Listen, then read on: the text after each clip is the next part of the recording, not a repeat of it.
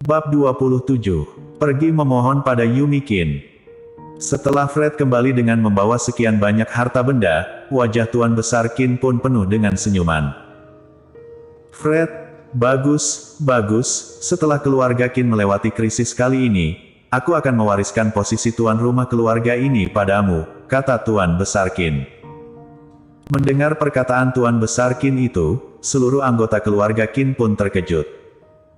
Seketika Fred pun merasa senang, ia segera berkata, "Terima kasih, kakek.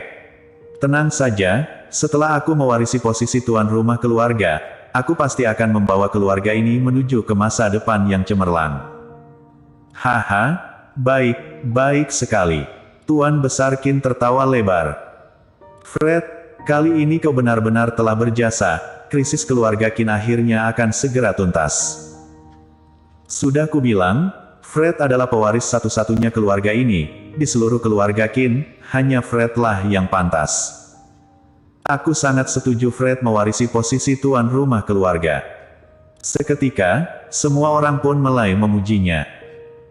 Fred tampak sangat bangga, ia tersenyum dan berkata, "Semua ini adalah kerja keras dari seluruh anggota keluarga Qin. Mulai saat ini, keluarga Qin pasti akan masuk ke dalam jajaran keluarga konglomerat tertinggi." Bagus. Tatapan mata Tuan Besar Qin penuh dengan kepercayaan diri.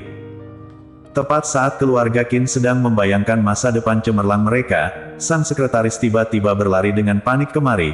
Komisaris Liu dari grup Hong Yun datang. Komisaris Liu datang sendiri. Tuan Besar Qin sangat terkejut. Grup Hong Yun adalah pihak kerjasama terbesar keluarga Qin, bisa dibilang, keluarga Qin masih bisa bertahan sementara sampai sekarang ini, sebagian besar karena adanya kerjasama dengan perusahaan ini. Sekretaris itu masih belum sempat menjawab, dan langsung melihat beberapa sosok orang yang datang kemari, dan orang yang memimpin segerombolan orang itu adalah Komisaris Liu dari grup Hong Yun. Tuan Besar Qin tersenyum manis, ia menyambut mereka dan mengulurkan kedua tangannya. "Selamat datang Komisaris Liu, kedatangan Anda membuat kami keluarga Qin menjadi bangga, selamat datang, selamat datang."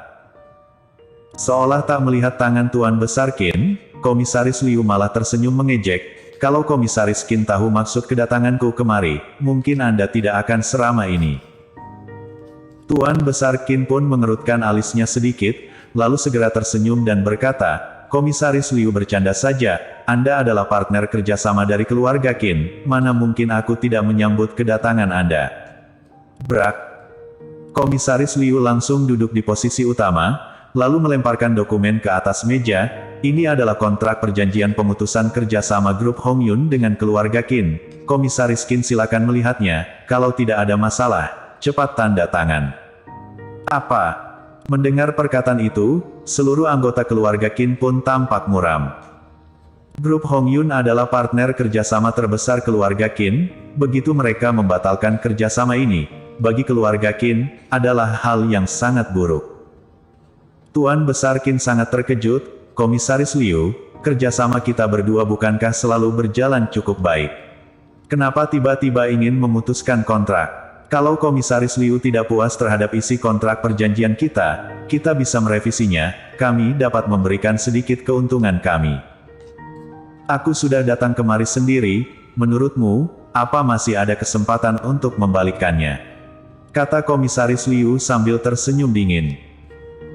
Fred mengerti apa maksud perkataan Komisaris Liu, kedatangannya hari ini adalah untuk memutuskan perjanjian, sama sekali tidak memberi keluarga Qin kesempatan. Seketika ia pun marah, "Komisaris Liu, kalau memang ingin membatalkan perjanjian, kau juga harus memberi kami sebuah alasan yang logis kan?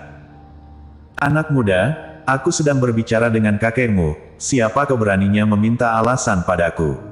Komisaris Liu sama sekali tidak menganggap Fred. Apa maksudmu?" tanya Fred dengan wajah merah. "Tutup mulutmu." Tuan Besar Qin berteriak keras, dia sudah mengerti, kedatangan Komisaris Liu hari ini, sama sekali tidak akan memberikan kesempatan untuk keluarga Qin. Generasi-generasi baru keluarga Qin benar-benar tidak tahu diri, tak heran keluarga Qin semakin lama semakin memburuk, kata Komisaris Liu sambil tertawa dingin. Tuan Besar Qin terpaksa tersenyum, "Komisaris Liu, cucuku masih muda dan tidak mengerti situasi, jangan menualahkannya. Komisaris Qin, karena kita sudah bekerja sama dalam waktu sepanjang ini, aku ingin memperingatkanmu, bukan semua orang yang dapat kau buat marah sembarangan, kata Komisaris Liu tiba-tiba. Tuan Besar Qin sangat terkejut, ia langsung bertanya, maksud Komisaris Liu, keluarga Qin kami mengalami masalah sebanyak ini, karena kami telah membuat masalah dengan seseorang. Komisaris Liu berkata, jangan bertanya padaku, aku tidak tahu apa-apa. Melihat reaksi Komisaris Liu, Tuan Besar Qin pun menarik nafas dingin. Kemarin ia sudah curiga bahwa keluarga Qin telah membuat masalah dengan seseorang. Dengan perkataan Komisaris Liu tadi, ia pun semakin yakin. Harap Komisaris Liu dapat menolongku, dan memberitahuku, siapakah yang telah dibuat marah oleh keluarga Qin kami. Tuan Besar Qin tiba-tiba sedikit membungkukkan badannya, dan berkata dengan sangat memohon. Komisaris Liu tidak bergerak, ia menghela nafas. Pak Qin, jujur saja, barusan ini, ada orang yang menghubungiku, untuk membatalkan seluruh kerjasama kami dengan keluarga Qin. Kalau tidak dia akan membuat grup Hongyun bangkrut. Awalnya aku tidak menganggapnya, namun baru saja orang itu memutuskan teleponnya, beberapa rekan kerjasama grup Hongyun, langsung membatalkan perjanjian kerjasama antara kami secara sepihak. Mendengar perkataan Komisaris Liu, wajah Tuan Besar Liu pun tampak sangat muram. Tadi ia mengira bahwa dengan mas-mas kawin dari keluarga Su yang dibawa kembali oleh Fred, krisis keluarga Qin pasti akan langsung selesai. Namun tadi sangka, belum sampai mereka sempat menyelesaikan masalah mereka, sebuah masalah yang lebih besar datang lagi. Terima kasih atas kabarnya Komisaris Liu, kata Tuan Besar Liu sambil memberi hormat. Baru saja Komisaris Liu pergi, beberapa rekan kerjasama lainnya, juga datang untuk membatalkan kontrak mereka. Dalam waktu 1 jam saja, keluarga Qin pun kehilangan seluruh rekan kerjanya. Kakek, siapa yang sebenarnya yang kita buat marah? Mana mungkin orang ini memiliki kemampuan sebesar itu? Bahkan grup Hongyun pun bisa dipaksa untuk membatalkan kontrak kerjasama dengan kita, kata Fred dengan pasrah. Tuan Besar Qin terdiam sejenak, tiba-tiba ia teringat akan sesuatu, dan segera melihat ke arah Fred. Plak! Sebuah suara tamparan pun terdengar dengan keras. Fred sangat tidak mengerti, kakek, kenapa memukulku? Apa kau masih belum mengerti? Setelah bertemu dengan Lesi sekeluarga di Starlight Garden Hotel hari itu, keesokan harinya, pabrik kita langsung disegel, bank juga langsung menagih pinjaman kita. Tuan Besar Qin berkata marah, pagi ini kau baru saja merebut mas-mas kawin dari keluarga Su itu dari mereka. Lalu semua rekan kerjasama kita pun mulai satu persatu membatalkan kontrak kerjasama mereka. Sekarang, apa kau mengerti? Fred tercengang. Dia tidak bodoh, sebaliknya, dia sangat pintar. Ia pun langsung mengerti apa maksud perkataan Tuan Besar Qin. Semua seperti apa yang Tuan Besar Qin katakan, wajahnya tampak pucat.